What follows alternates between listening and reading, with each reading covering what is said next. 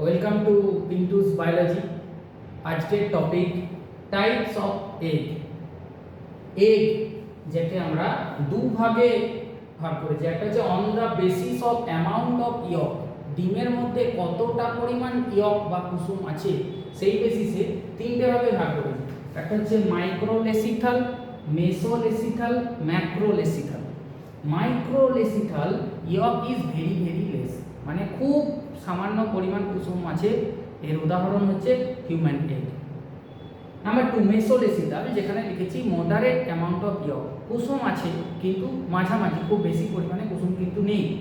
সেইটা হচ্ছে এক্সাম্পল হচ্ছে ফ্রগ বা অ্যামফিবিয়া। আমরা সাধারণত জানি যে ব্যাঙ তার বাচ্চা উৎপন্ন করে, যাকে আমরা বলি ব্যাঙাচি।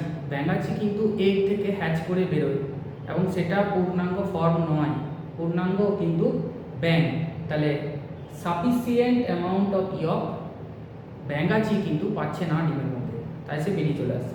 নাম্বার 3 হচ্ছে ম্যাক্রোলেসিথাল এগ, যেটা হচ্ছে সাফিসিয়েন্ট অ্যামাউন্ট অফ ইয়ক থাকছে, যেটা আমরা বার্ডসের এগ বা রেপটাইলসের এগে আমরা কিন্তু পাই, মানে পাখির ডিম আর সরীসৃপের ডিম যত আছে সবগুলোতে আমরা sufficient amount of yolk pi.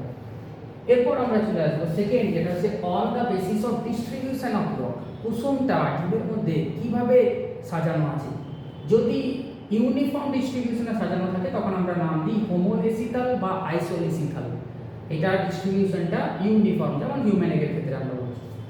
টেলোলেসিথাল, yoke on one side, একটা সাইডে কুসুমটা আছে, এটা হচ্ছে বার্ডসের egg.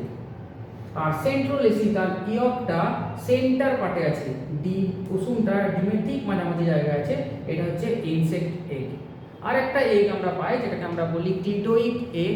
Cleidoic actually self sufficient egg, যেটা আমরা অ্যাকচুয়ালি বার্ডসের এগকেই আমরা ক্লিটোইক এগ বলে চিহ্নিত করতে পারি। যদি ক্লাসটি ভালো লেগে থাকে তাহলে লাইক করুন এবং কমেন্ট করুন এগ। Thank you.